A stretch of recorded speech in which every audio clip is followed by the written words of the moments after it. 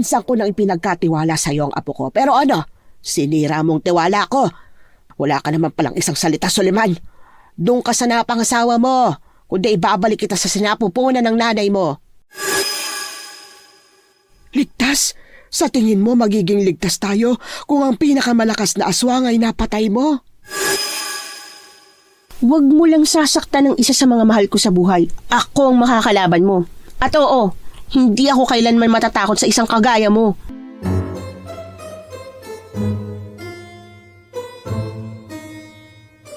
Maraming taong naghahangad na makakuha ng kapangyarihan. Pero hindi pare-pareho ang tao sa kung paano nila ito gagamitin.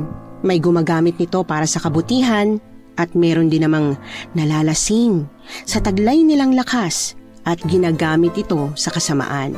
Ganyan po ang tema ng ating kwento ngayon.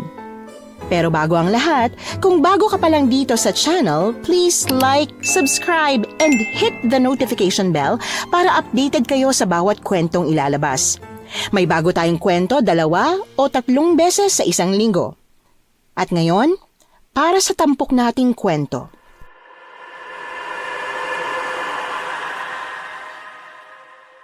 May mga bagay talaga sa mundong ito na nagiging dahilan ng pagiging desperado natin. Isa rito ay ang paghiling na manumbalik ang lakas ng isa sa pinakamamahal nating tao matapos nitong magkasakit. Naranasan mo na ba yon? Ang halos isuko ang lahat, wag lang mamatayan ng kapamilya. Kasi ako, oo, danas na danas ko. Kung tutuusin, maswerte nga ako at binigyan pa ako ng ikalawang pagkakataon ng may kapal na makasama si Lola. Albularya si Lola Sheila, Miss Anne. Marami na siyang natulungan pero hindi niya matulungan ang sarili niya. Rita ang pangalan ko, 23 anyos. Ikukwento ko sa inyo kung paano ko nagawang nakawin ang bertud ng isa sa pinakamalakas na aswang, ang gabunan. La, kumusta hong lagay niyo? Pasensya na, ngayon lang ako nakauwi dahil maulan. Hirap mag-commute. Eto, ayos ng pakiramdam. Ang sabi ng doktor, pwede na raw ako makalabas dito. Buti naman po kung ganun, pero magpalakas po muna kayo Pasensya ka na, iha. Ang laki na ng nagastos mo sa pagpapa-ospital sa akin. Hayaan mo, babawi ako sa iyo kapag magaling na ako. Ay, wala po yun. Ano ba kayo? Importante magaling na kayo. Huwag nyo nang isipin yun. Di yan makakatulong sa pagpapagaling nyo, La. Pero pag-graduate ka na sana, Apo. Alam kong pinaghirapan mong mga narating mo sa kolehiyo. Oo naman, La. Pero pipiliin ko pa rin ho kayo kahit anong mangyari, okay? O siya, bababa lang ako. Aasikasuhin ko lang yung bills nyo. Humalik muna ako kay Lola Sheila bago ako bumaba para bayaran ng bill sa ospital. Inatake siya sa puso dahil sa init ng panahon. Ilang linggo din siyang na-confine dahil doon. Mabuti na lang, hindi naging kritikal ang kondisyon niya. Kinabukasan nakalabas na siya. Umuwi kami sa bahay niya sa probinsya. Wala na rin kasi akong babalikan pa sa Maynila dahil nag-drop out na ako. Wala kasing ibang mag-aasikaso kay Lola kundi ako. Magkasama kami buong maghapon dahil na-miss namin ang isa't isa. Kinabukasan, ginising na lang ako ni Lola dahil bumisita daw yung manliligaw ko, si Suleman, isang mayaman na anak ng hasyendero. Nakangiti itong bumeso sa akin pagkalabas ko ng kwarto. Samantalang ako pasimpleng umiwas dito. Alam kong naramdaman ito ang inis ko pero ngumiti lang ito sa akin. Bango mo labi, Dabsa. Musta ka naman? Anong mabango? Bulero ka talaga.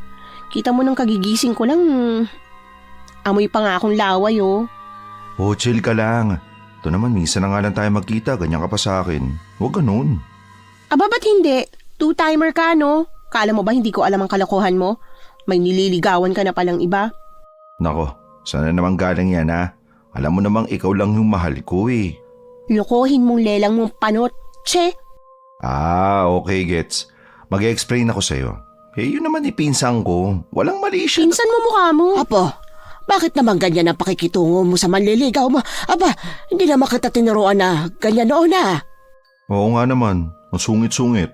Red days mo ngayon, Anong red days? Lola, Nung na-confine po kayo, nakita ko siya dun sa may palengke, may kasamang babae. May bit-bit pang ang bouquet yung kasama niya. Galing siguro ng date nila. Kaya kung anumang trato ko sa kanya, deserve niya yon, no? Umamin ka. Totoo ba ito? Pinagkatiwala ko sa iyong apo ko. Pero ano, gagaya ka lang din sa ama mong babaero. Aba, layas! Lola, wait lang po. Birthday ni Rita nung araw na yun, di ba? Nagpasama po ako sa pinsan ko na galing sa Maynila para bumili ng i-gift ko sana sa'yo. Oh, ba't sa kanya ka nagpasama? Kasi nga, may pwesto siya dun sa Dangwa, dun sa Manila. Kaya may alam siya sa mga flowers. Di ko lang masabi sa'yo noon kasi nga, surprise.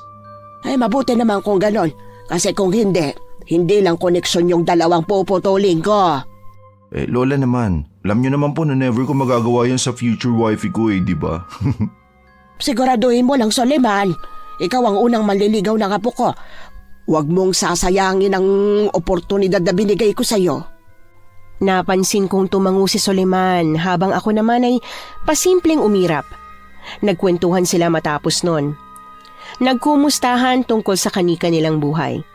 Sabay-sabay din kaming kumain ng sumapit ang oras ng tanghalian. Tuluyan namang nawala ang pagsususpetsya sa dibdib ko nang ipakilala ni Soliman sa amin ang nabanggit na pinsan na kasama niya noong araw na nakita ko sila Miss Anne. Kaya muli kaming nagkaayos. Lumipas ang ilang linggo, halos araw-araw bumibisita si Soliman sa bahay. Lagi itong may binibigay na prutas kay Lola. Sa totoo lang, pinipigilan ko na nga ito na pumunta sa amin ng madalas. Hindi kasi boto sa akin ang mga magulang niya.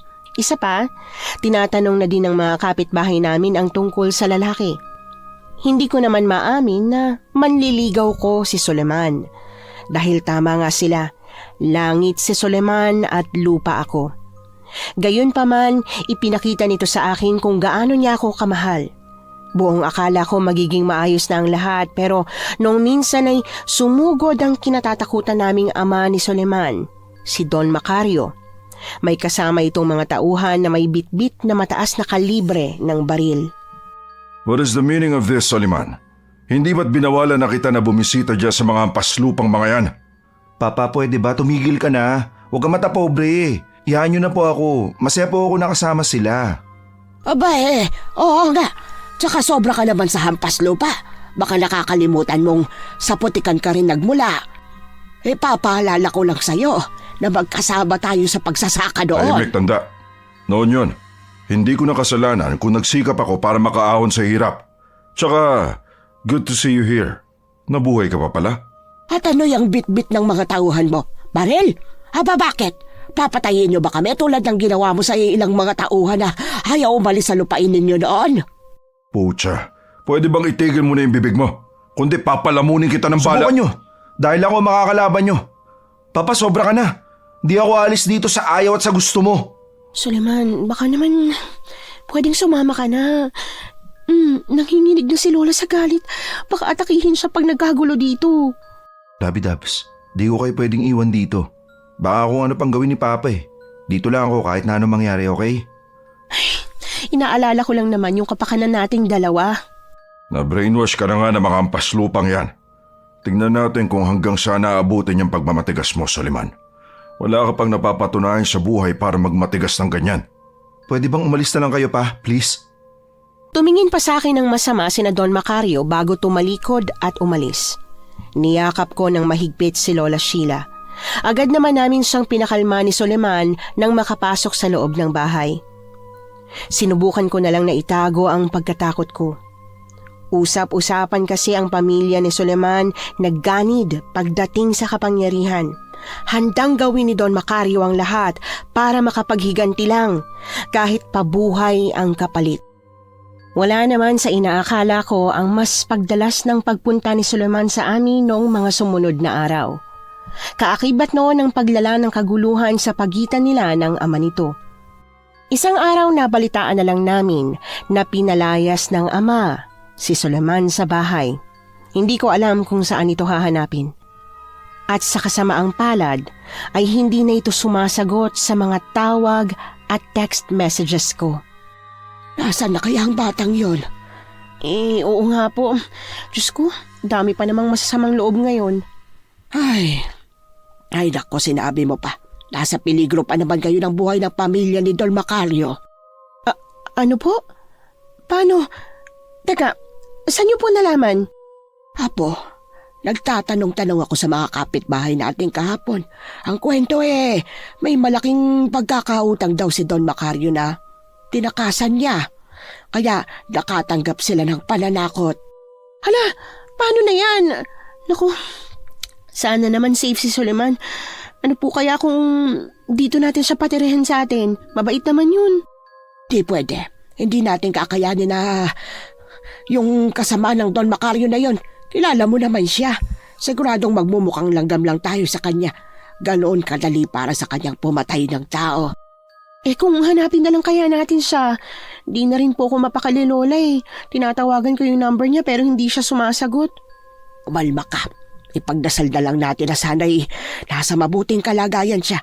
Hayaan mo, ipagtatanong-tanong ko sa mga kakilala ko kung may nakakita ba sa kanya. Ako na lang po gagawa niyan, La. Baka mapasama pa ang lagay niyo. Kung tutuusin, dapat nga po nagpapahinga na lang muna kayo eh. Nagkasundo naman kaming dalawa ni Lola, Miss Anne. Mas lalo kaming nag-ingat sa mga posibleng mangyari. Lumipas pa ang 2 linggo, naglakas loob akong umutang ng puhunan sa matalik kong kaibigan. Nagsimula kami ng maliit na negosyo, ang paglalako ng balut. Kasama ko si Lola tuwing gabi sa paglalako. Sa mga unang araw, masagana ang benta namin. Sa tansya ko, mabibilang na sa 5 daliri. Ang balot namin sa mga gabing yon pagkatapos magtinda. Mas gumaan ang buhay namin sa tulong ng negosyo. Hindi naman nagtagal, marami na kaming naging suki. Pero wala kaming kaalam-alam na yun pala ang mitsa ng inggit sa amin. Isang gabi, tahimik akong nagpapadyak ng bisikleta kasama si Lola nang may kotseng bumarurot sa harap namin. Sa kasamaang palad, nasagi kami nito dahil hindi ako nakaiwas agad. Tumilapon kami mula sa aming sinasakyang bisikleta. Kumalat ang mga gamit namin sa kalsada. Masakit ang katawan ko dahil sa mga gasgas na natamo. Tumingala ako at nakitang ilang metro lang ang layo ng hinintuan ng sasakyan sa kinaroroonan namin. Laking gulat ko nang makitang bumaba si Don Macario. Sarkastiko ang ngiti nitong lumapit sa amin. Oh, masakit ba? Diyan naman kayo nababagay eh. Sa putikan. Walang iya ka talaga. Ano bang ginawa namin sa'yo para gawin mo to sa amin? At nagtatanong ka pa? Well, nawala ang kaisa-isang anak ko ng dahil sa inyo. Di ba you brainwashed him? Kaya ngayon, nagre-rebelde na siya sa akin at... Ikaw ang dahilan kung bakit nagre-rebelde ang anak mo, Don Macario. Alam mo kung bakit? Kasi parang robot mo kung tratuhin siya. Kaya wag na wag mong sinisisi sa amin ang katarantaduhan mo. Walang katotohanan ang sinasabi mo. Mga hampas lupa kayo. Alam mo, sana talaga matagal ko na kayong pinatahimik eh. So balak mo kaming patayin. Ba't hindi mo gawin? Ayos nga yun eh. Para malaman ng lahat ang ugali mong malademonyo. Shut up! Bakit? Natatakot kang marinig ang katotohanan? Alam mo, wag mo lang sasaktan ng isa sa mga mahal ko sa buhay. Ako ang makakalaban mo. At oo, hindi ako kailanman matatakot sa isang kagaya mo. Ano bang pinagmamalaki mo? Isa ka lang naman bastarda, hindi ba? Ano? Oo, hindi mo alam. Sheila, hindi mo man lang ba binanggit ang totoo dito sa apo mo? Tama na. O siya, eto ang bayad sa mga nasira ko. Sobra pa yan dahil alam kong mukha kayong pera. Sheila, mas maganda siguro kung kausapin mo yung apo mo. Sobrang yabang eh. Kinuyom ko ang kamao ko, Miss Anne. Nag-init ang punong tenga ko. Pinagmasdan ko lang si Don Macario na sumakay sa kotse. Tumayo ako mula sa pagkakadapa ng bumarurot ang sasakyan papalayo sa amin. Walang imik-imik kong tinulungan si Lola Sheila. Hindi ko siya kinibo pag-uwi namin. Gayunpaman, ramdam ko ang pag-aalala sa mga pasimpleng buntong hininga niya habang ginagamot ko ang mga gasgas na kanyang natamo. Apo, kanina ka pang tahimik. Kumustang pakiramdam mo? Ayos lang ho. Dahil ba ito sa binanggit ni Don Macario? Ano po bang totoo? May nililihim po ba kayo sa akin? Pakiusap sabihin niyo na ho kasi naguguluhan na ako eh. Ang totoo niyan, ampong ka lang ng tatay mo. Ano ho? Ipinaampon ka ng kumpare niya noon sa tatay mo bago yun makulong. Dahil hindi rin makabuo ang anak ko. Pero, ba't ngayon niyo lang ho sa akin to sinabi? Kaya ba malayo ang loob sa akin ni tatay? Kaya ba iniwan niya ako sa'yo at nag-asawa ng panibago? Ay, iha, mahal ka ng tatay mo. Sagutin niyo naman ho ako kasi hindi ko alam kung may kwenta pa ba ako sa paningin niya eh. Dati ginagawa ko naman yung best ko pero lagi niya ako sinasaktan. Ganun bang magmahal ang isang ama? Malayo ang loob niya sa akin, Lola. Alam kong alam niyo yun, kaya wag niyo na ako niloloko. Pagod na ako umasa eh. Masakit man sabihin pero napilitan lang noon si Roberto na kupkupin ka. Naawa lang siya sa'yo. Pero iha, talikuran ka man ng mundo. Lagi mong tatandaan na nandito lang ako. Kung ganun, bakit? Bakit niya pa ako inampon? Sana hinayaan na lang niya ako. Ba't siya galit na galit sa akin, Lola? Ano bang nagawa kong masama? Dahil minsan siyang niloko ng tunay mong ama. Binuntis nito ang nobya niya at pinahako kay Roberto. Nasa sinapupunan ka na nang malaman ng anak ko na infertile siya. Dahil doon, nasira ang relasyon nila ng nanay mo nang malaman niyang katarantaduhang ginawa nila sa kanya. Ano? Sa kasamaang palad, bumaliktad ang tadhana. Namatay ang nanay mo dahil sa kanser. At ang tunay mo namang ama, nakulong sa masamang bisyo. Pero maniwala ka, nagsakripisyo si Roberto para sa'yo. Noon, batid kong wala nang pag-asa ang anak ko na magtino nang maging tambay siya. Pero nung ampunin ka niya, napabuti kahit papaano kalagayan niya. Binago mo siya. Marahang pinunasan ni Lola ang luha ko. Sariwa pa rin ang sugat sa puso ko kahit matagal nang patay si Tatay Roberto, Miss Anne. Binabagabag ng mga tanong ang isipan ko habang lumalaki ako pero naiintindihan ko na ngayon.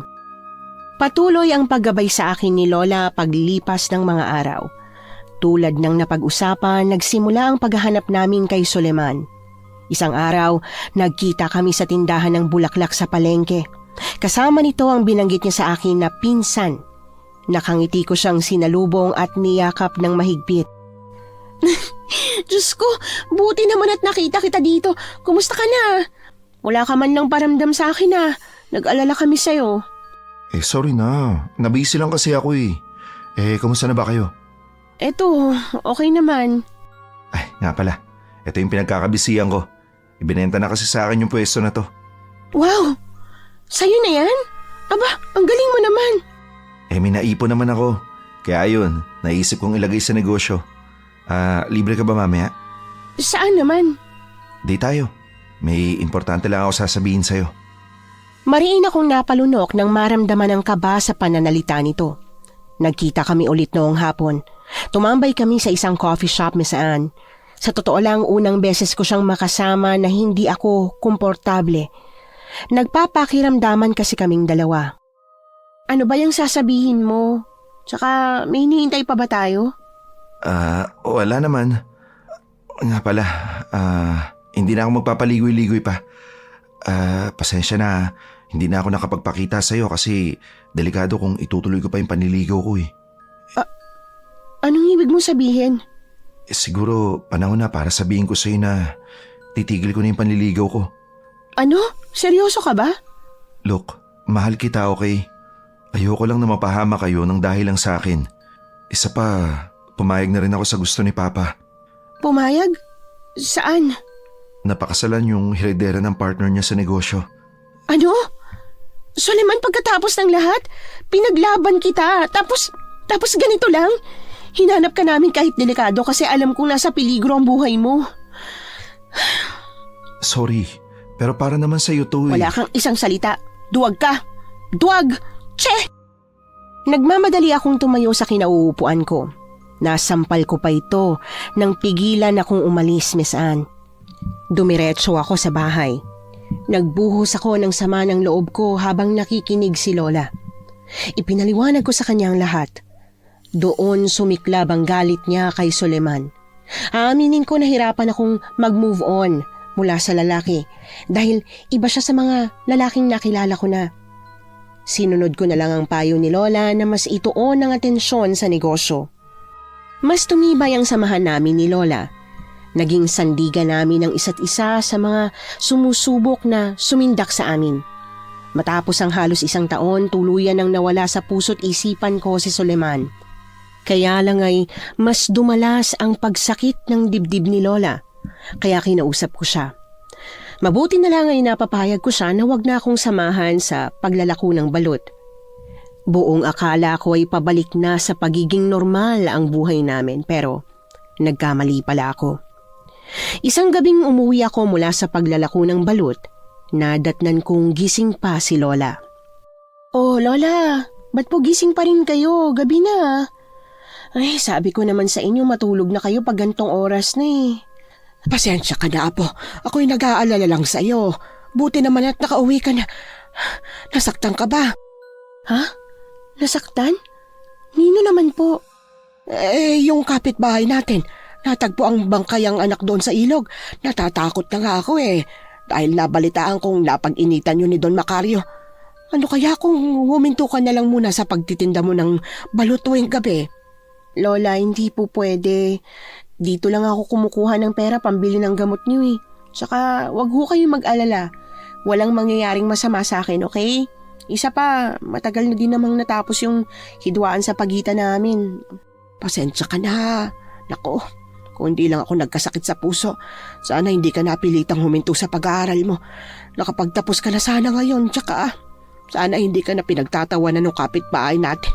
Kakagraduate lang na makasabayan mo kanina eh. Huwag niyo na pong alalahanin yun.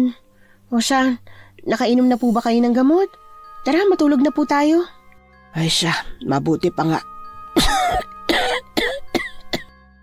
Inalalayan ko siya ng dahan-dahan papasok sa kwarto. Sabay kaming humiga. Binantayan ko lang siya hanggang sa makatulog. Makalipas ang ilang oras, hindi pa rin ako madapuan ng antok. Napagdesisyonan ko na lumabas muna para magmuni-muni. Pasado 11:00 na ng gabi, mataas na rin ang sinag ng bilog na buwan. Tahimik lang ako nakatanaw sa matatayog na puno sa di kalayuan. Maya-maya pa, napansin ko ang mga nagkakagulong tao na nagmamadaling tumakbo papunta sa iisang direksyon. Nagtataka akong sinundan ng mga ito hanggang sa makarating ako sa ilog. Doon ko sila nakita na pinagkakaguluhan ng isang bangkay. Hindi ko na magawang lumapit pa dahil sa panlalambot ng buo kong katawan. Ilang saglit pa, halos masubsob ako sa pagtatakip ng tahinga nang makarinig ng sunod-sunod na putok ng baril. Hinanap ko agad ang pinagmumulan nito. 3 armadong kalalakihan ang nakita ko sa di kalayuan. Napatingala ako kung saan sila nakatingin. Nanlaki ang mga mata ko nang maaninag ang anino ng nilalang sa itaas ng puno. Sa kasamaang palad, hindi nila napatay ang pinaniniwalaang sospek.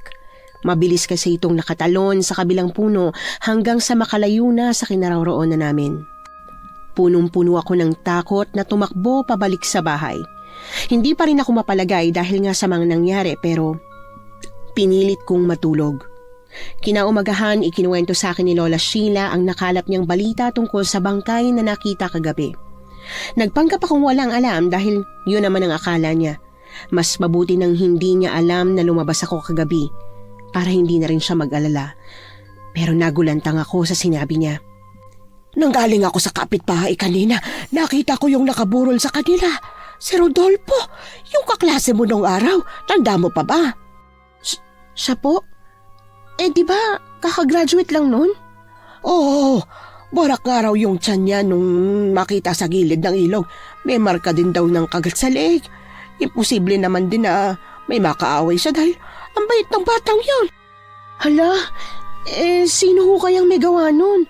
Sunod-sunod na yatang namamatay dito sa lugar natin Ay, hindi ko alam. Pareho lang nang nangyari sa minsang nakahidwaan ni Don Macario. Kaya nga sabi ko sa iyo, itigil mo na muna yung paglalako mo ng palot. Dito ka na lang sa bahay. Mas makakampante pa ako kung nasa tabi lang kita. kahit gustuhin ko po, lumalaki na yung negosyo natin. Tulad niyan, di ko nasabi sa inyo kagabi na may order pa ako ng balot, 5 tray. Ha? Apa, magandang balita yan. Ang sa akin lang naman, dapat magdoble ingat ka, lalo na sa panahon ngayon. Hindi natin hawak ang kapalaran natin, Apo. Naks, salamat po ah. Saensya na kasi kailangan ko talagang kumayod. Isa pa, gusto ko rin makabawi sa lahat ng sakripisyo niyo sa akin eh. Pero mag-iingat ka parate ha. Mukhang hindi tao may gawa niyan, kundi aswang. Lola, yung sinasabi niyo po nung bata ako, yung nilalang na aswang na tumatalon sa puno, may nakita po ako noon kagabi. Ang gapunan? Opo, sa katunayan yan, sinundan ko yung mga kapitbahay natin na tumatakbo papunta sa ilog. Doon nila nakita yung bangkay. Hindi ko naman alam na si Rodolfo pala yun. Tapos yung nakita namin yung anino ng tumalon sa puno. Eh kung ganun, mag-iingat ka. Kilala ka ng mga tao dito na apo ka ng albularya. Ang nilalang na yon ay ang gabunan. Silang pinakamalakas na aswang. May kanya-kanya silang bertud na nagbibigay sa kanila ng kakaibang lakas. Lakas? Pwede po ba yun na manakaw sa kanila? Oo, pero imposible. Kung makakakita ka ng ganoong nilalang, tumakbo ka na hanggat may oras pa. Mahigpit ko siyang niyakap. Ibinaling ko na lang sa ibang topic ang diskusyon namin para maiwasan ang takot. Pagkatapos ng kwentuhan, sabay kaming nananghalian. Kahit close kaming dalawa ng lola ko, hindi ko pa rin binabanggit sa kanya na palihim kong hinahanap ang totoong ama ko. Lumipas pa ang ilang oras na magkasama lang kaming dalawa ng lola. Tinutulungan niya kasi akong maghanda ng mga paninda para mamayang gabi. Kinagabihan, binigyan niya ako ng kwintas na gawa sa bawang bago ko umalis. Wika niya, nag-aalala pa rin siya para sa akin kahit pa binigyan na niya ako ng sangkatutak na pangontra sa aswang. Samantala, hindi naman ako nakaramdam ng kahit na anong pagkatakot habang nagbibisikleta. Kahit pa sumasagi sa isipan ko ang nangyaring sunod-sunod na krimen sa lugar namin. Sa kalagitnaan ng pagpadyak ko, napansin ko si Suleman na sumenya sa akin, kaya napilitan akong huminto sa harapan nito. Tanging inis lang ang naramdaman ko sa kanya. Napansin kong singsing na suot niya, siguradong wedding ring yon. Musta, Labidabs? Ano ba? Nandito ka na naman para buwisitin tong paninda ko. Saka, anong labidabs? Magtigil ka nga. May asawa ka na't lahat, ang kiri-kiri mo pa rin. Ano akala mo? Nakalimutan ko na yung ginawa mo sa akin? Chill ka lang. Kailan ka pa naiinis sa akin? Dahil ba ayaw na sa akin ng lola mo? Gagaya ka doon? Huwag ka namang ganun. Hindi. Pero tapos na tayo noon pa, diba? Kaya tantanan mo na ako, ha? May asawa ka na. Kaya pwede ba? Tumigil ka na sa pambubwisit mo sa akin. Ito naman, KJ. Di naman kita bubisitin. Actually, gusto kong bilhin yung mga natitira mong paninda. Para rin maaga ka na makauwi. Ha? Seryoso ka ba? Eh, kalalabas ko lang din eh. Konti pa lang tong nabawas sa tinda ko, mga 30 pieces pa to. Sige na, akin na. Ipapamigay ko rin dun sa mga bisita dun sa burol ng kaibigan ko. Alam mo, ikaw lang talagang hinihintay ko eh. Kasi ilang araw na rin kitang napapansin na umuwi na mag-isa. Natatakot ako sa mga pwedeng mangyari sa'yo lalo pat babae ka. Ay, drama. 750 lahat. Ito na yung tray oh. Dadaanan ko na lang bukas ha. Isa pa, kaya kong sarili ko, okay? Hindi ko kailangan ng lalaking poprotekta sa akin. Ito naman, nag-aalala lang ako sa'yo. Kasi sa totoo lang, hindi ko alam yung gagawin ko kung mawala ka. Oh, eto yung bayad ko. 1,000?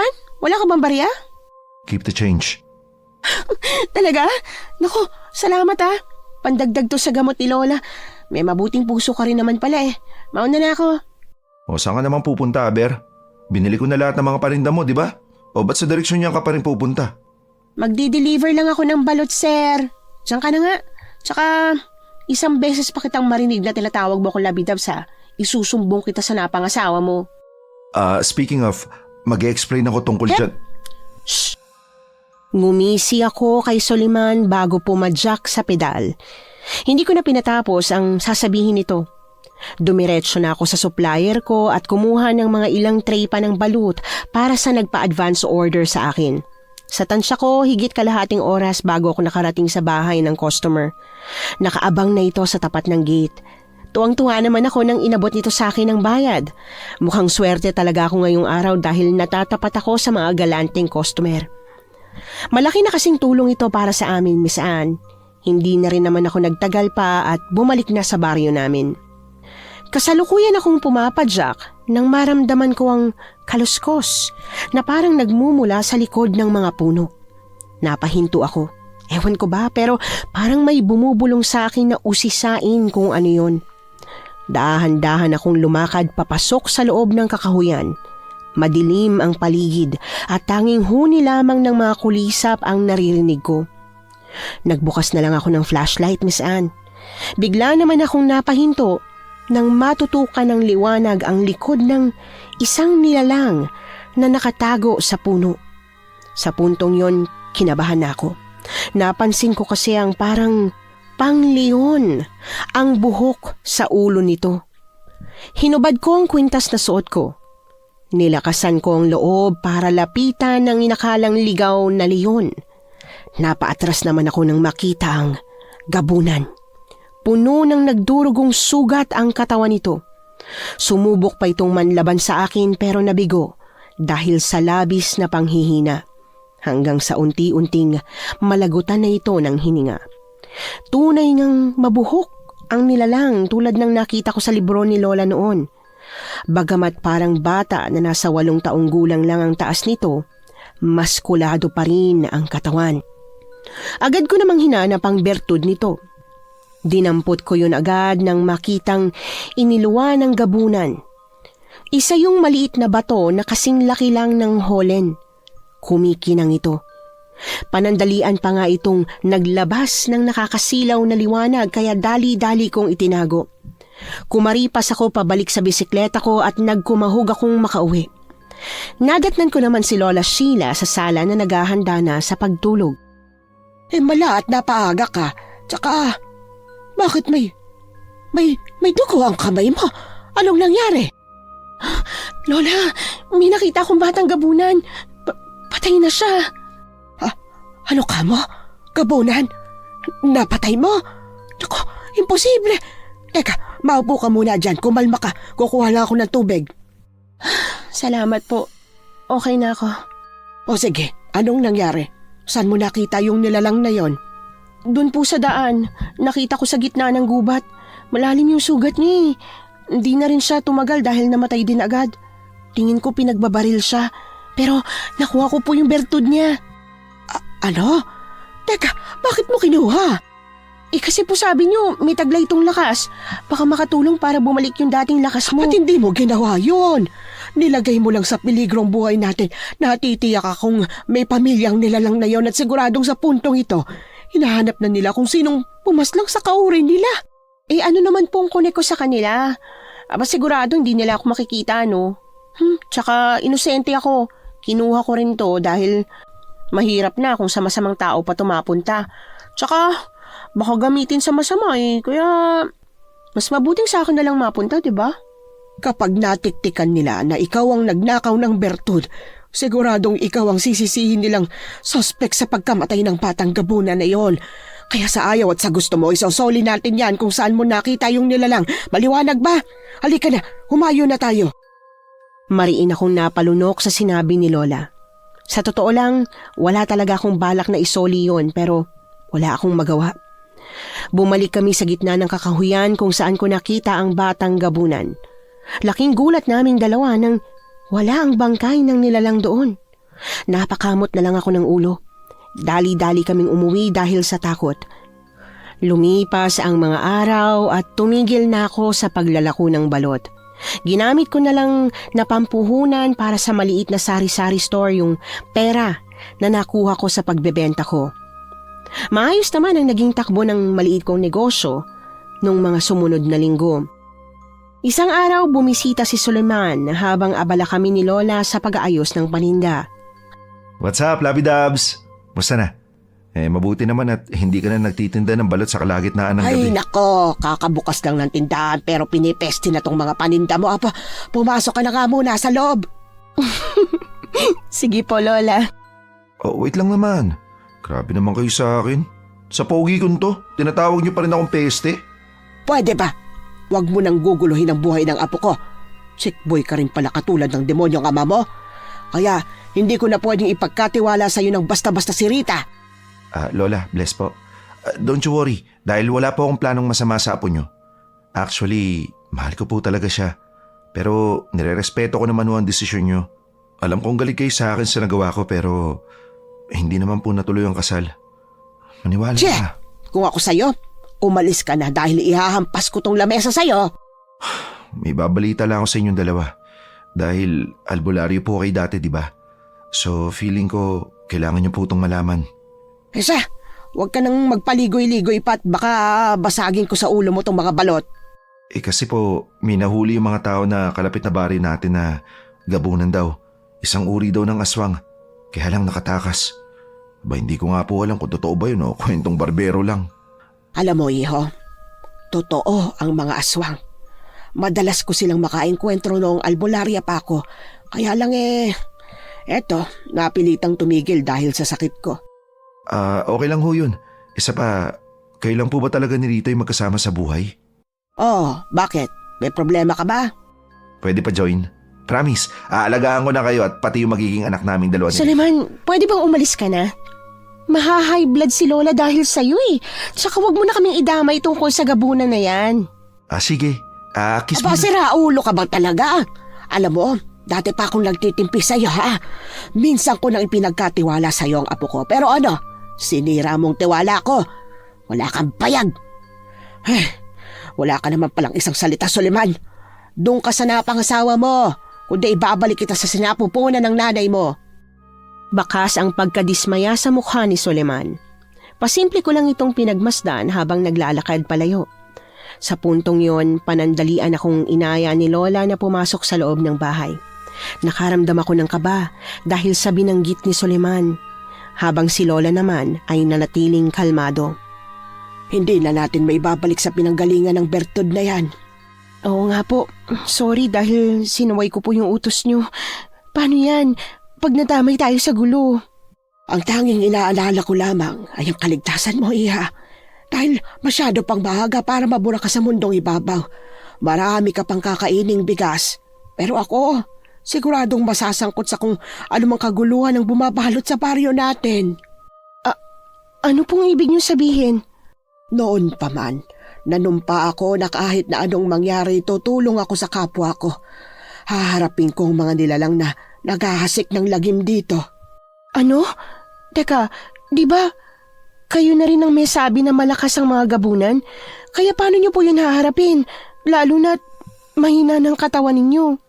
Sa tulong ng Bertud na yan, dahil nasa pangangalaga mo yan, magiging kasing lakas mo sila. Pero paano po ba na-activate yung powers nito? Parang wala naman eh. Tsaka, magiging aswang ba ako? Ipapaliwanag ko sa'yo. Tuturuan din kita kung paano kalabanin ang mga nilalang na yon. Bumuntong hininga ko. Pinalipas muna namin ang araw na yon, Miss Anne. Kinabukasan, maaga akong nagising tulad ng napag-usapan. Nadatnan ko siyang tahimik na nakaupo sa likod bahay. Napansin ko ang baul sa tabi ni Lola nang lapitan ko siya. Bahagyang nanlaki ang mga mata ko nang makita ang mga armas na panlaban sa aswang. Meron siyang kakaibang balisong na itinatago. Paliwanag lang niya, delikado ang patalim dahil ito ang pinakamabisang armas sa kanyang pangangalaga. Pagkatapos, inilabas niya ang buntot pagi at inabot sa akin. Higit 4 na oras akong tinuruan ni Lola kung paano yun gamitin. Naghahabol hininga kaming bumalik sa loob para magpahinga. Naupo kami sa may sala. Pinagmasdan ko lang siyang ilapag ang makapal na libro sa lamesa. Pinabasa niya sa akin ang tungkol sa mga gabunan. Ibig sabihin, bawat gabunan merong bertud na nagpapalakas sa kanila?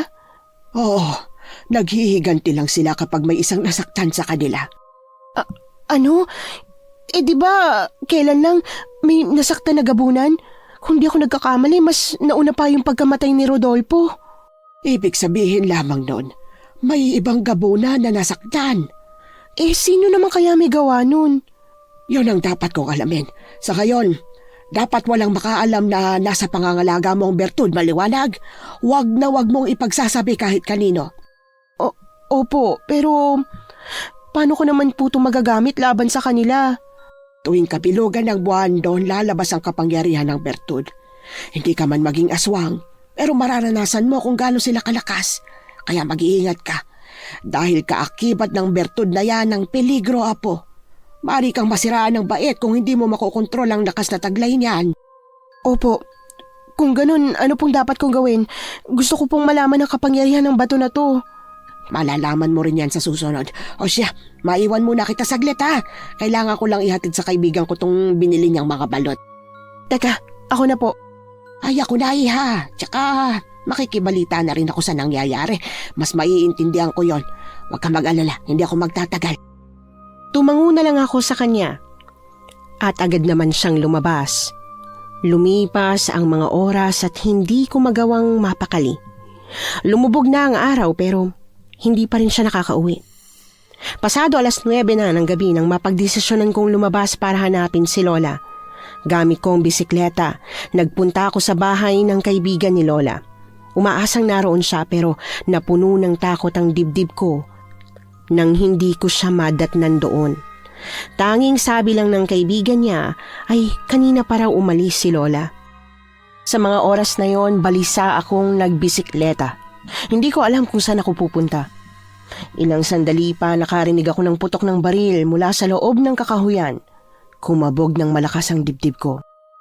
Ipinarada ko ang bisikleta ko sa gilid ng kalsada. Nagmamadali kong hinanap ang pinagmumula ng putok ng baril, Miss Anne. Napatingala ako at nakitang bilog ang hugis ng buwan. Ilang sandali pa nakaramdam ako ng mga kaluskos. Mariin akong napalunok ng mapagtantong lumakas ang pandinig ko. Umiilaw ang Bertud nang dukutin ko ito sa bulsa ng shorts ko. Punong-puno ng pagtataka ang isipan ko dahil hindi man lang ako nakaramdam ng takot. Maingat akong naglakad hanggang sa narating ko ang ilog. Napakunot ang noo ko nang matanaw ang armadong mga lalaki. Hindi naman ako nag-atubiling lumapit sa kanila nang marinig ang palahaw ni Lola Sheila. Nakita ko si Don Macario. Lalapitan ko na sana pero pinigilan ako ng dalawa sa mga tauhan niya. Humabol ka pa talaga sa hukay. Makawalan niyo si Lola Sheila. Ano pa bang gusto mo? Nakuha mo na nga ang gusto mo nung paglayuin niyo kaming dalawa ng anak mo, diba? Oo. Pero hindi natuloy ang plano ko na ipakasal siya dahil sa'yo. Hanggang ngayon, mahal ka pa rin ni Suliman. Kasalanan mo na yon dahil ganid ka. Nabulag ka na ng pera. Oo na, bulag na ako sa salapi. At hindi ko kayo lulubayan dahil kayo ang punot dulo nito. Kung ganon, akong harapin mo. O baka naman naduduwag ka lang. Tama na yan, apo. Tumakas ka na hanggat maaga pa. Pakawalan niyo siya. Ako na lang ang bihagi ninyo. Aba, nakakatouch naman yung drama niyo. Don Macario, huwag mong kalimutan na minsan na tayo nagkasama noon. Uulitin ko lang, galing ka rin sa hirap. Pero kung nais mong kitilin ang buhay namin, ako na lang. Naway maging masaya ka sa desisyon mo. Diyos na ang bahala sa iyo. Dami mong sinabi, tanda. Kung hindi niyo ako papakinggan, mapipilitan akong lumaban sa inyo. Mahigpit akong hinawakan sa braso ng mga tauhan ni Don Macario nang magtangka ko itong sugurin. Maya-maya pa nakarinig kami ng malakas na ungol ng aso. Nabaling doon ang atensyon ng mga tauhan ni Don Macario. Lumipas ang ilang segundo.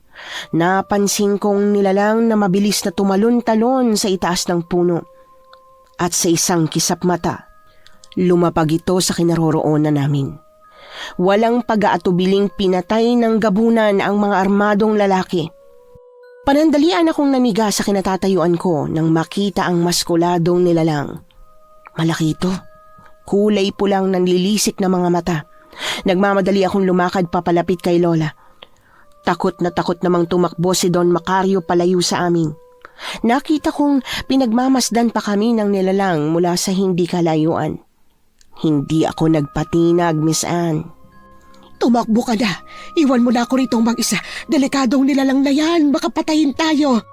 Pero kung gusto niyang patayin tayo, Sana kanina niya pa ginawa, di ba? Siguradong nararamdaman ka niyan. Alam niya na may kakaibang lakas ka, Apo. Eh di, haharapin ko na siya para hindi na siya makapagsumbong sa pamilya niya. Huwag mong gagawin yan hanggat hindi niya tayo sinasaktan. Halika na po, umuwi na tayo. Ako nang bahala. Inalalayan kong tumayo si Lola nang makatalon pabalik sa puno ang gabunan. Ginamot ko ang mga sugat na kanyang natamo. Pinakalma ko muna siya at pinainom ng gamot para sa high blood. Maya-maya pa, nagsimula na akong mag-usisa tungkol sa tunay na naganap kanina.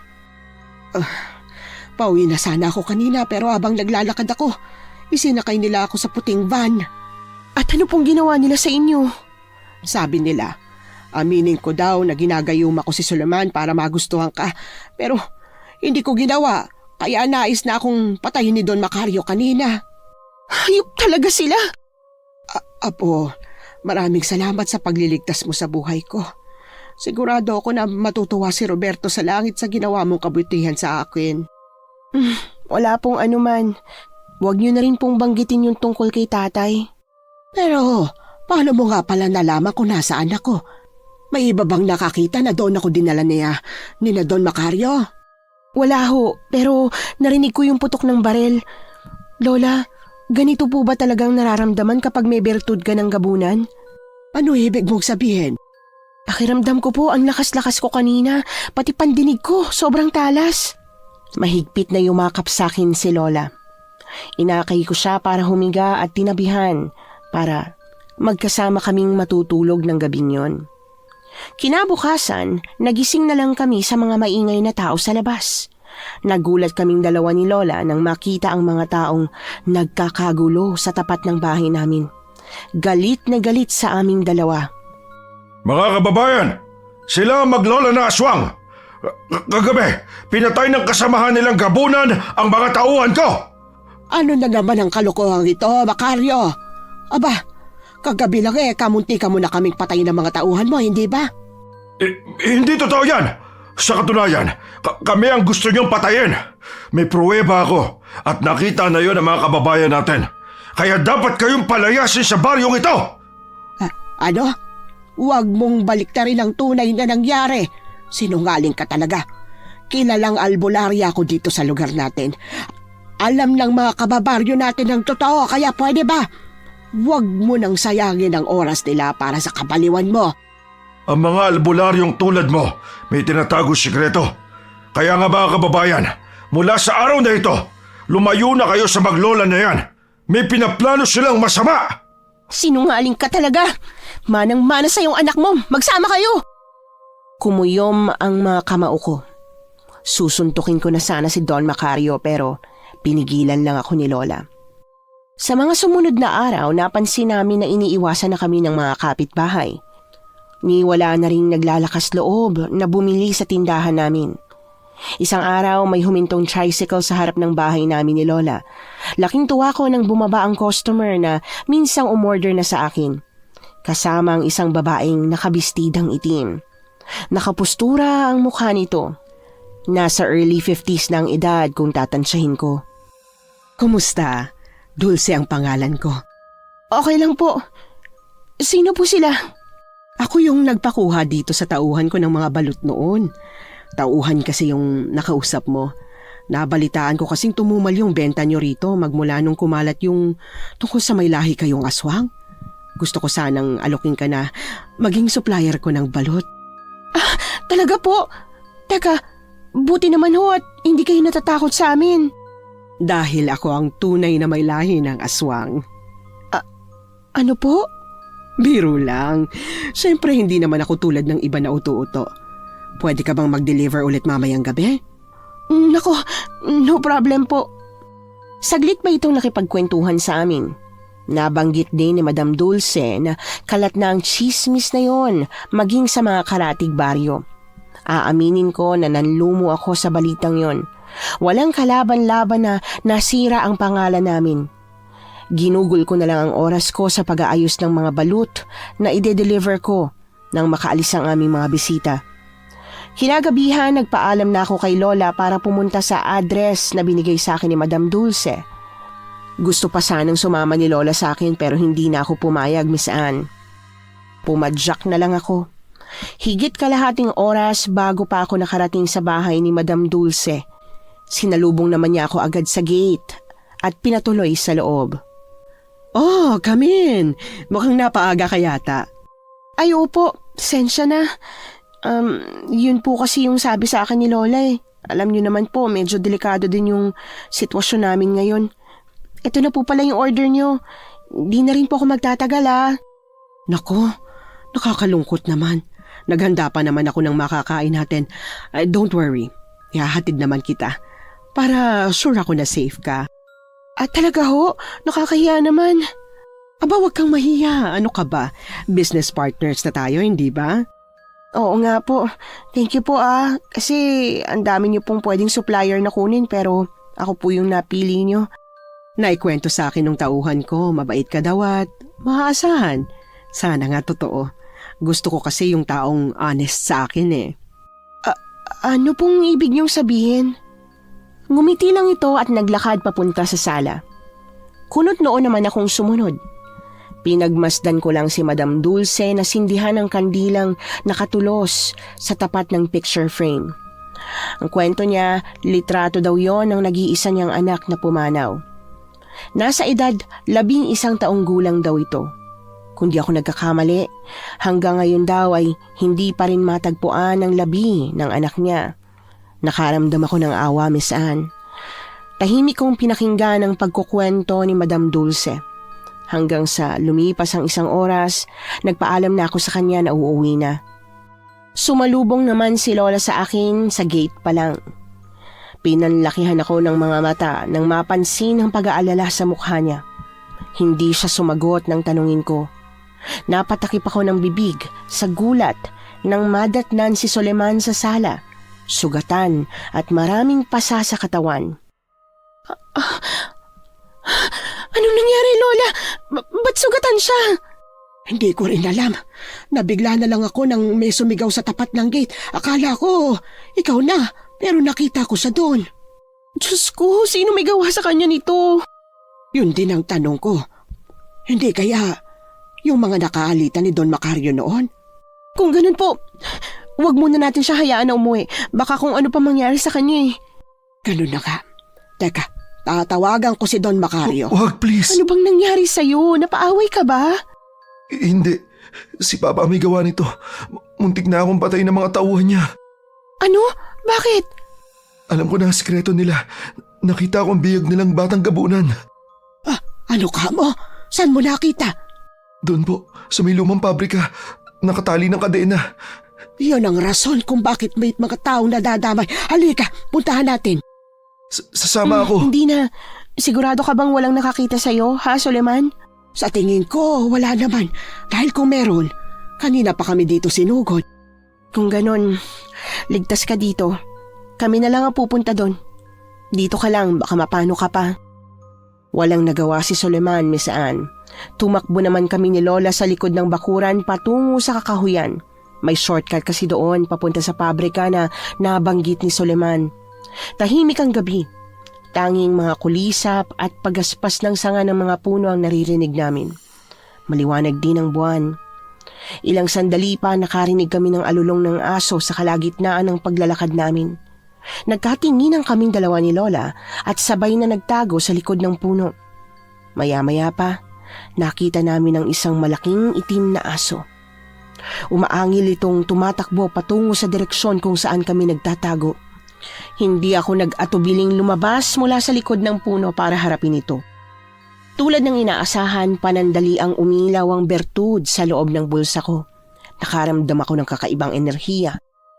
Maliksi ang mga pagkilos kong kinalaban ang nilalang. Sa tansya ko, mga nasa 10 segundo lang ang itinagal ng pagtutuos namin. Naapuruhan ko kasi ito sa batok nang madampot ang matulis na sanga ng puno. Pansin ko naman ang pagkabigla ni Lola nang lapitan ko siya. Halika na po. Apo, kailan mo pa natutunan na gamitin ang bertud? Ngayon lamang ako nakakita ng ganyan sa tanang buhay ko.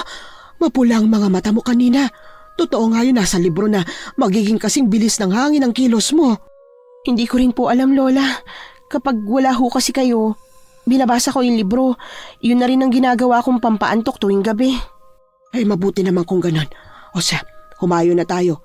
Bago pa may gawing masama sina Don Macario sa Batang Gabunan.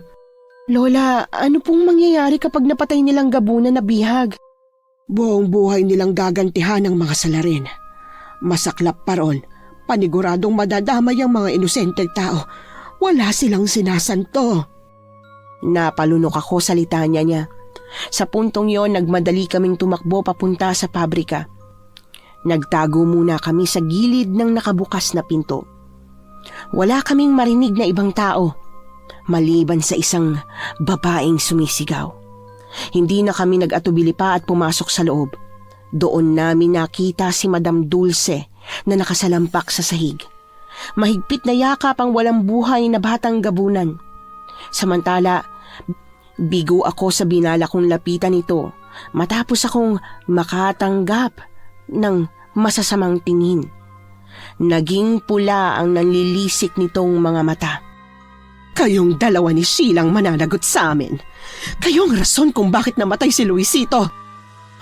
Teka lang po, hindi kami yung pumatay sa kanya. Sa maniwala kayo't sa hindi, si Don Macario yung salarin. Tumigil ka na sa pagdadahilan. Alam kong ikaw ang kumuha ng bertud ni Luisito, kaya hindi niya nailigtas man lang ang sarili niya. Paano niyo po Dahil minsan mo nang nakaharap ang asawa ko.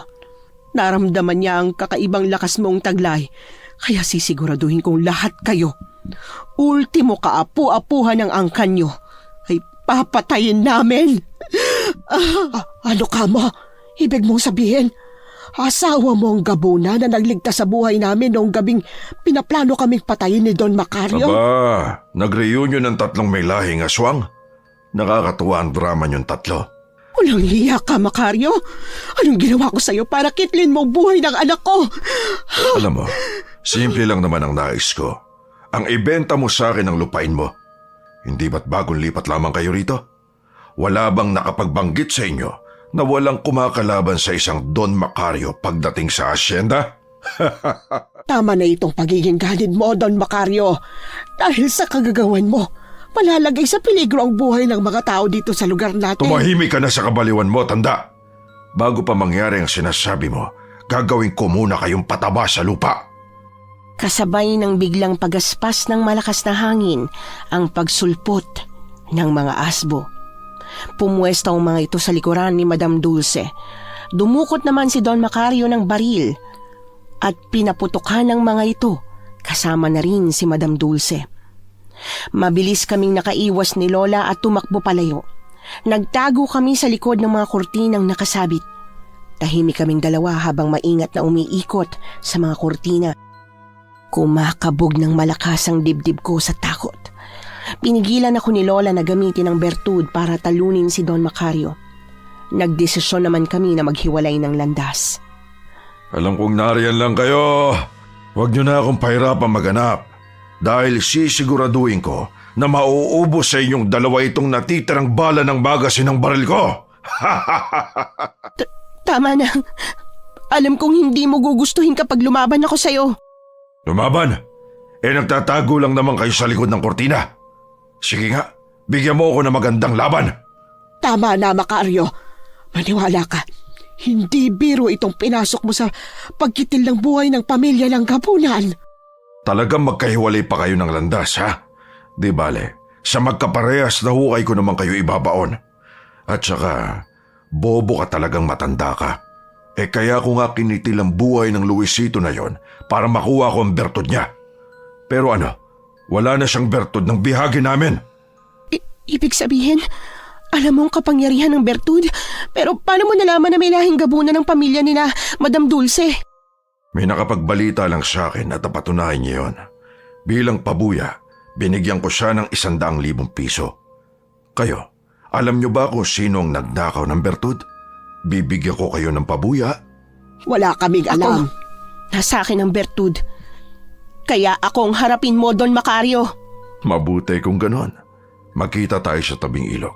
Siguraduhin mo lang na pupunta ka dahil sa oras na paasahin mo ko, papatayin ko yung walang kwenta mong lola. Kumuyom ang kamao ko sa sobrang galit.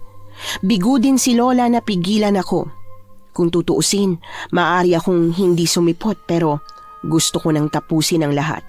Lalo pat nagawa ng sakta ni Don Macario ang sariling anak. Nagpunta ako sa ilog ng mag-isa. Doon ko ito nakitang tahimik na naghihintay sa akin. Sarkastiko ang ngiti nang humarap siya.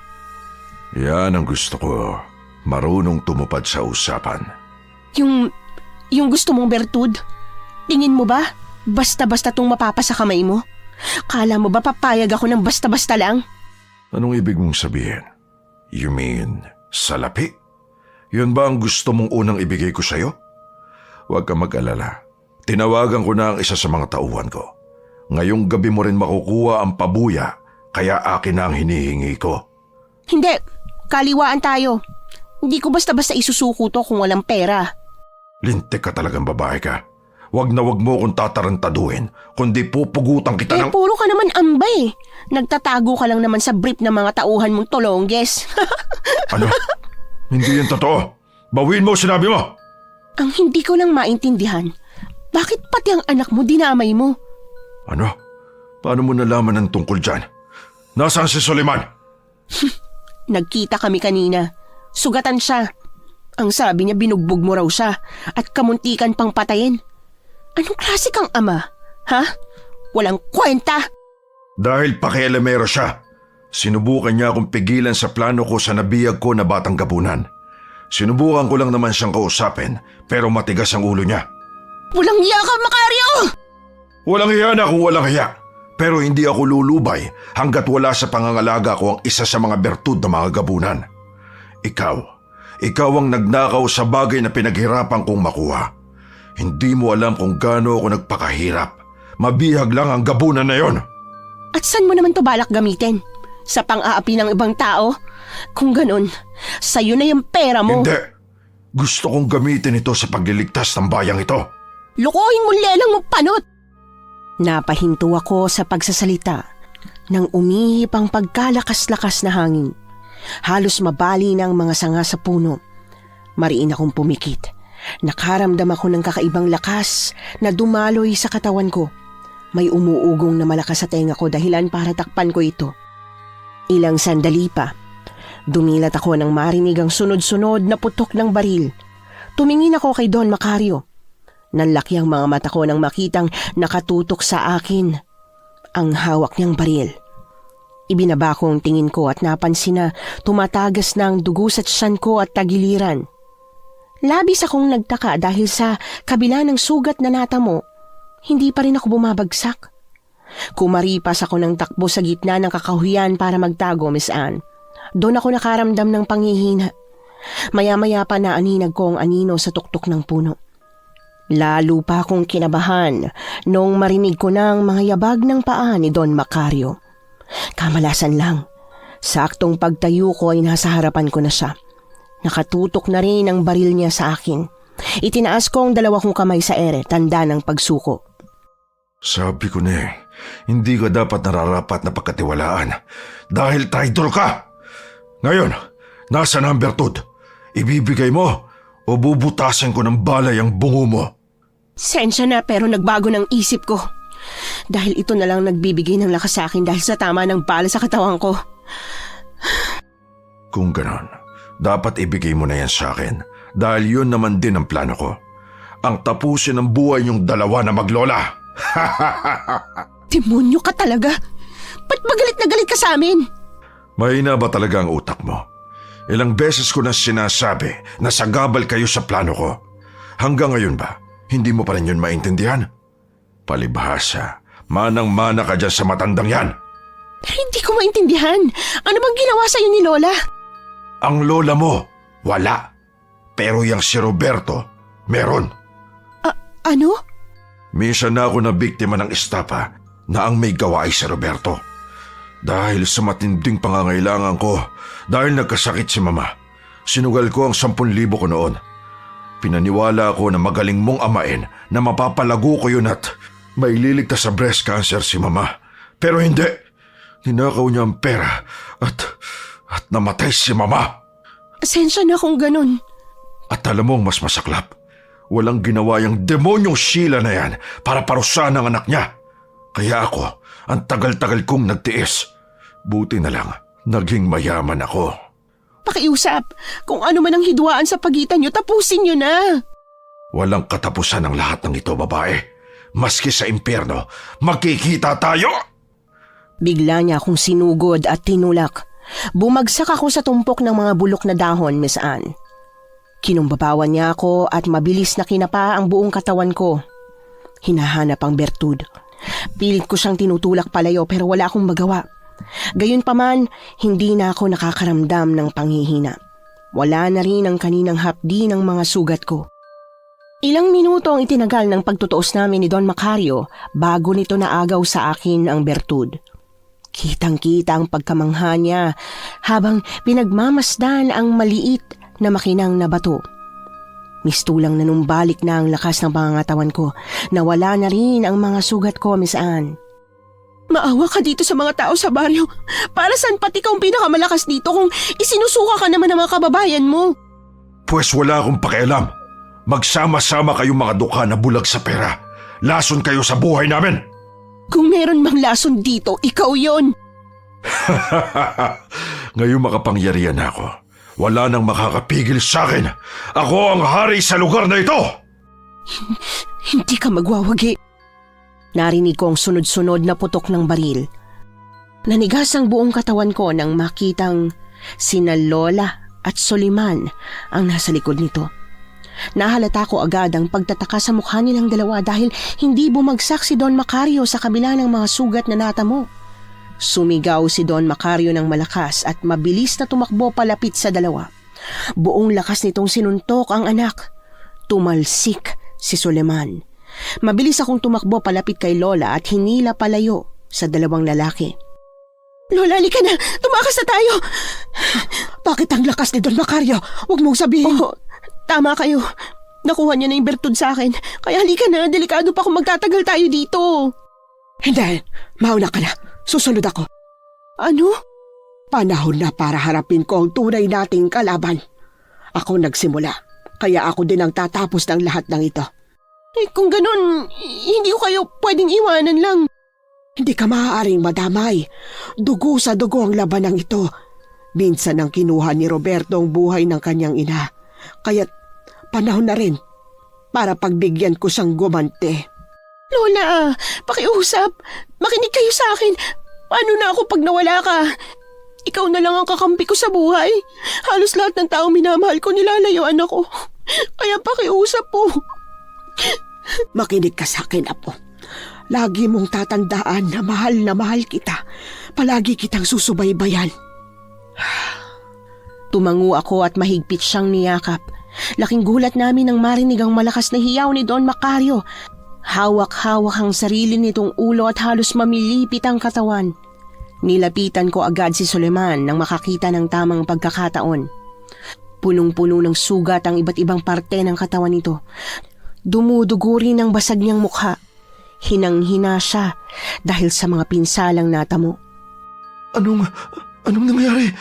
Bakit parang nababaliw na si Papa? Hindi ko rin alam. Mas mabuti pa. Umalis na tayo dito. Sa tingin ko, yan ang magiging epekto sa isang tao kapag hindi nakayanan ng kapangyarihan ng isang bertud. Tulad ng sinabi ko sa iyo, Iha, delikado ang kapangyarihan yan. Pucha, galing talaga siya sa kapangyarihan. Naramdaman ko ang mahigpit na paghawak ni Soliman sa kamay ko. Panandalian kaming nagkatinginan. Naghihingalo na si Don Macario ng lingunin namin. Dali-dali naman akong tumakbo palapit dito para kunin ang bertud. Sa kasamaang palad, biglang tumalon ang gabunan sa harap naming tatlo, dahilan para mapaatras kami. Ilang saglit pa, sumulpot si Madam Dulce mula sa dilim. May mga bahid ng dugo ang damit nito at masama ang pagkakatingin sa amin. Ayun sila, asawa ko. Parang awa mo na. Ipaghiganti mong anak natin. Teka, di ba't patay ka na kanina pa? Yon ang akala mo. Marahil ay pinahiram ng asawa niyang gabunan ng bertud sa kanya, kaya nanumbalik ang kanyang lakas, Apo. Kung ganun, ano ang plano natin?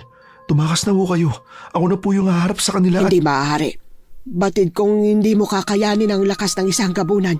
Bumalik ka sa bahay. Kunin mo mga gamit ko sa mga aswang. Nandun yun sa baul. Sa pinakita ko sa iyo kanina. Sige ho. Pinagmasdan kong tumakbo palayo si Suleman. Bumalik ang atensyon ko sa mag-asawa mesaan. Nasa 7 talampakan ng gabunan na nakatayo sa harapan namin. Maskulado ang pangangatawan at natatakpan ng makapal na buhok. Gayunpaman, inihanda naming dalawang sarili sa mga nalalapit na kaguluhan sa pagitan naming 4.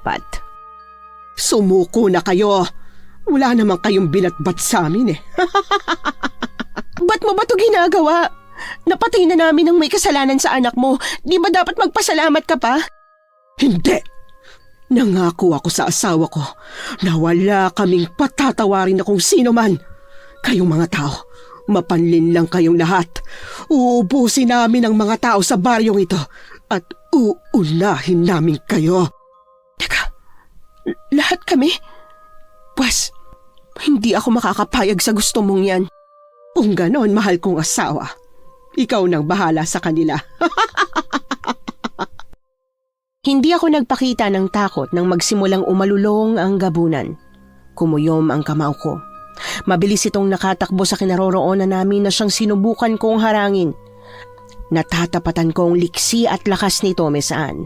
Bawat suntok at kalmot nito sa akin ay nagagawa kong salagin. Tumalsik naman ito nang masuntok ko sa parte ng dibdib. Higit 3 talampakan ang inatrasan ng nilalang. May pagtataka sa mukha ni Madam Dulce. Hindi nagtagal, naging anyong asbo ito. Sinugod nito si Lola na siyang pinigilan ko. Mas malayong tinalsik nito ng tadyakan ko kumpara sa asawa. Sumugod naman agad ang gabunan.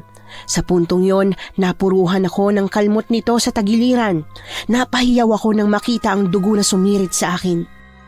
Tulad ng inaasahan, hindi ako nakaramdam ng hapdi sa sugat. Napansin ko na mahabang mga kalmot na natamo ko. Pero nilabanan ko ang halimaw. Nagpapalitan kami ng suntok at sipa. Masasabi ko, mas malakas pa rin ito. Nasuntok ako sa mukha ng gabunan nang bigla akong manghina. At doon na ako nabugbog ng nilalang. Napahiga ako sa lupa. Samantala nakita kong sumisigaw na si Lola sa pag-aalala para sa akin nang lingunin ko siya. Ilang minutong lumipas, narinig ko ang palatak ni Suleman. Nakatayo ito sa likod ng asbo at matapang na iwinawasiwas ang buntot pagi. Pinagkatiwalaan ka ng mga kababaryo namin, Dulce! Tapos, kademonyohan lang ang gagawin mo! Tulad ng ginawa ng ama mo. Siyang nagsimula, ako lang ang tatapos. Tama na yan! Ako ang labanan niyo. Suleman, halika rito! Wala sa hinuha ko nahaharang ang gabunan sa daraanan ni Suleman. Matapang naman itong hinarap ni Suleman. Buong lakas na hinampas ng hawak na armas ni Suleman ang gabunan, pero nakailag ito.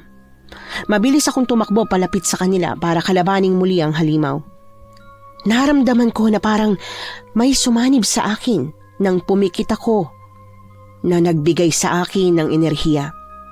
Pansin ko ang gulat ng 2 kong kasama. Inihagis naman ni Suleman sa akin ang buntot pagi matapos kong sumenyas. Hinampas ko ang kalaban. Dinig na dinig ang pag-ungol nito sa bawat pagtama ng hagupit ko sa katawan niya. Namimilipit ito sa sakit. Hindi nagtagal, nanghina ito at bumagsak. Tutuluyan ko na sana ito, pero biglang sumigaw si Madam Dulce mula sa di kalayuan. Sakal-sakal na nito si Lola at sugatan naman si Suleman na nakahiga sa lupa.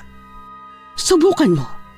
Hindi ako magdadalawang isip na patayin tong matanda na ito. Pakiusapan mo, wag. Di patayin mo. Total wala na rin naman ang anak namin. Pero etong isaksak mo dyan sa kokote mo. Hindi pa tapos ang lahat. Rita! Saluin mo! Mabilis kong sinalo ang makapangyarihang balisong ni Lola. Hindi ako nagdalawang isip na isaksak yon sa gabunan.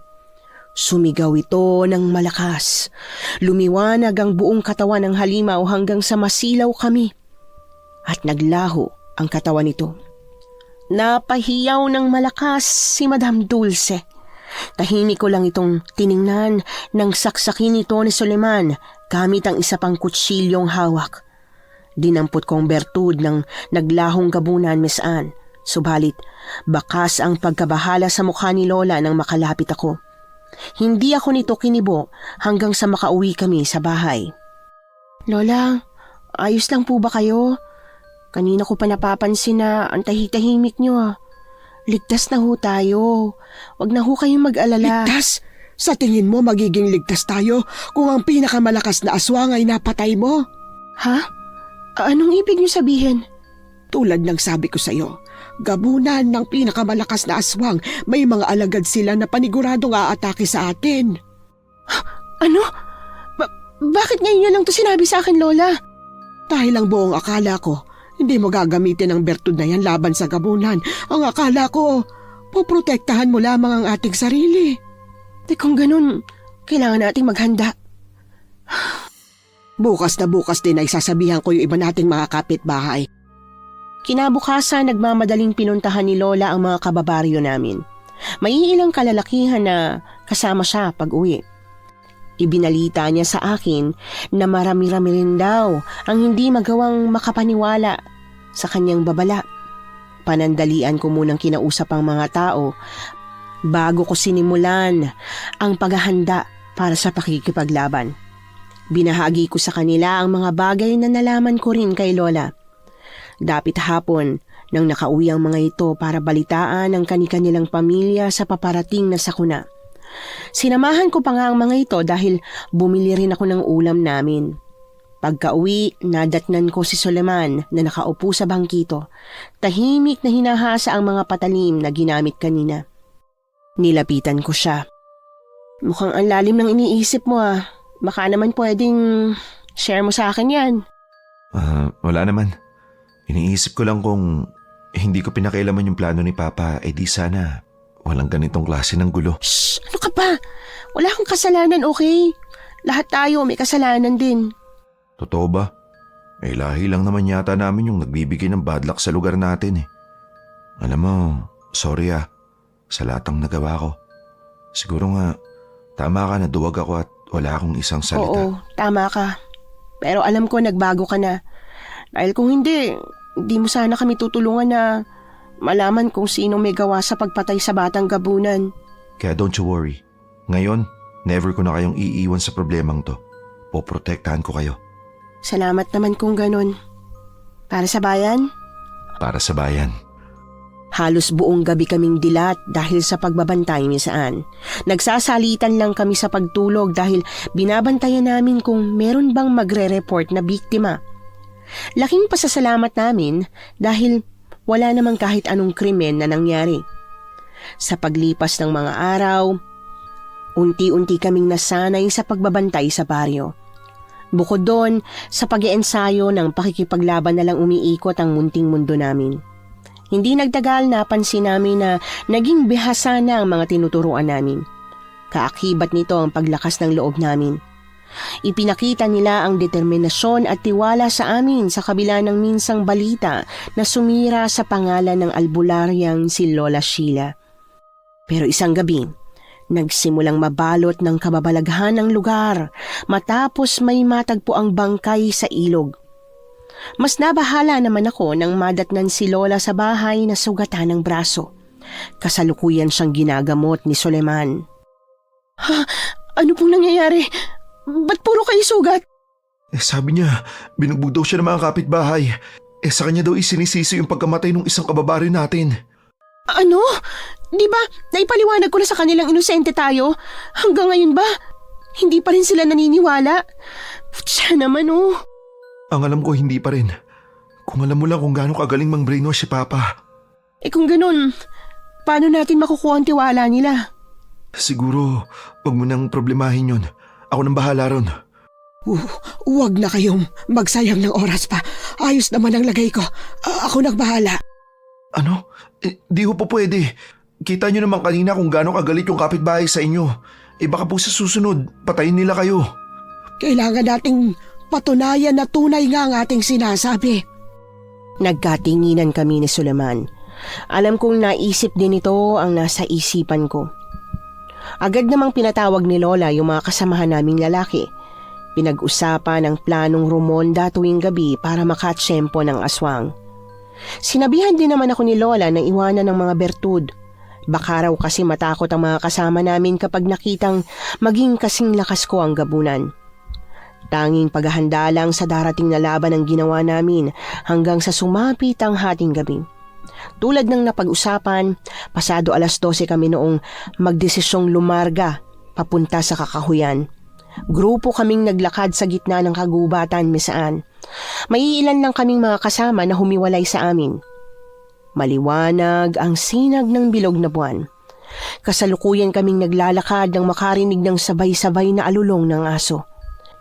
Nakita namin ang asbo na nakatalungko sa gilid ng ilog. Marahan sana namin itong lalapitan pero narinig namin ang sigaw ng mga kasama namin. Nagulat kami nang isang lalaki ang takot na tumatakbo palapit sa kinatatayuan namin.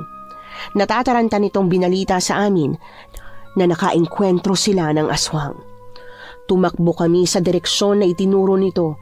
Doon namin nakita ang kasalukuyang paglalaban ng mga kababaryo namin at ng asbo. Dali-dali ko namang tinulungan ng mga ito. Sa tansya ko, higit 30 minutos ang tinagal ng pakikipaglaban namin. Buong lakas kong hinahampas ng buntot pagi ang mga ito. Si Suleman naman ay hinahagisan ng bawat isa ng nakaplastik na asin. Panghuli, si Lola naman ang may gamit ng hinasang itak. Hingal na hingal kaming lahat matapos maubos ang mga nilalang. Pero biglang humangin ng malakas.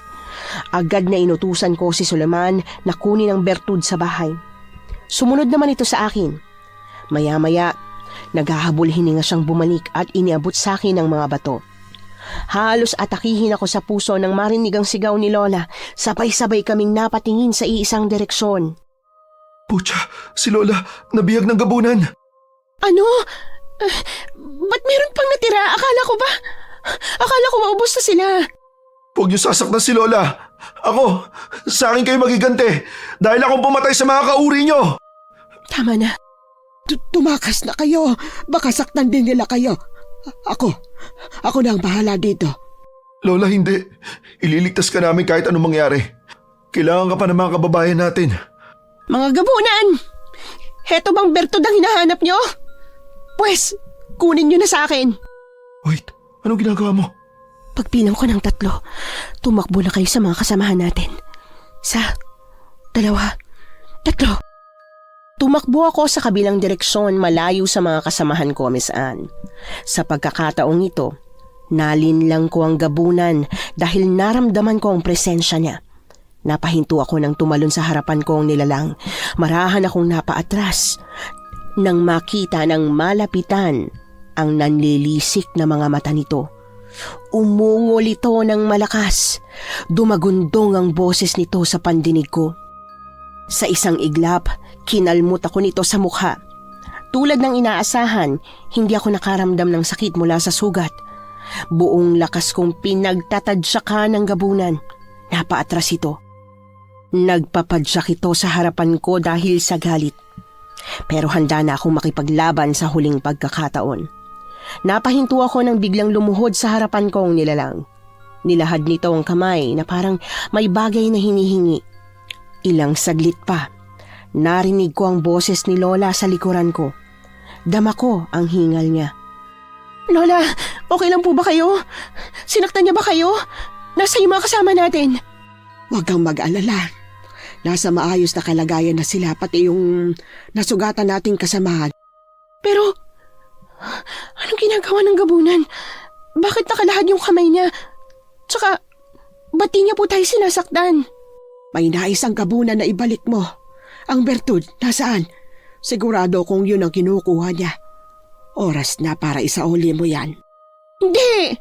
Lola, paano kapag sinaktan niya tayo pagkatapos ko to ibalik? Wala na tayong kalaban-laban sa mga yan. Makinig ka sa akin. Lola, please. Ito na lang yung nagbibigay sa atin ng proteksyon. Nakaiwas kami ng may asbo na umatake sa amin. Nanlaki ang mga mata ko ng mismong gabunan ang pumaslang sa asbo. Nagkatinginan kami ni Lola. Doon ko napagtanto na tama nga siya. Marahan kong inabot ang 2 bertud sa gabunan. Yumuko naman ito sa akin bago mabilis na tumalon sa puno, Miss Anne. Pinagmasdan lang namin na tumalon ang gabunan sa tuktok ng mga puno palayo sa amin. Siniguro muna namin na nakaalis na ang nilalang bago bumalik sa baryo. Sumalubong sa amin ang pamilya ng mga kapitbahay namin.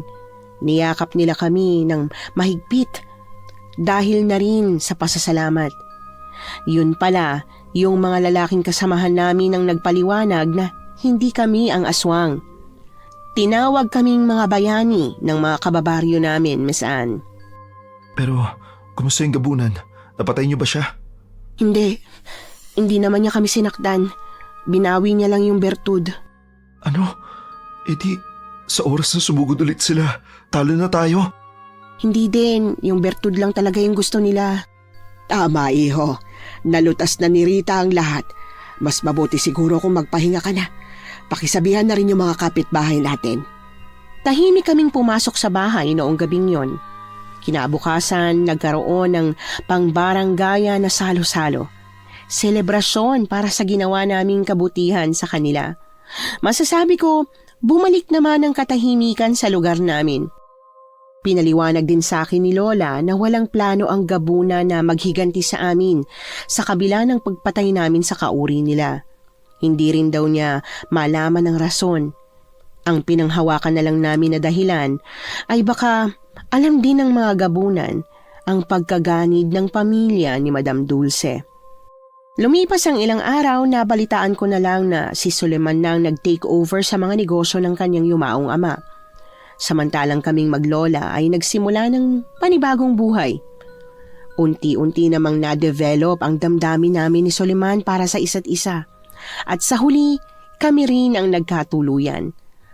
Tanging natutunan ko sa karanasan ko ay maging matatag sa kahit anumang pagsubok ng buhay. Nagustuhan niyo po ba ang ating kwento ngayong araw? Kung oo ang sagot at hindi mo pa nagagawa, aba, subscribe na! Click the notification bell ha, para updated ka sa tuwing maglalabas kami ng bagong kwento. Click like at mag-iwan na rin ng comment. Masayang-masaya ako tuwing nagbabasa ng messages mula sa inyo.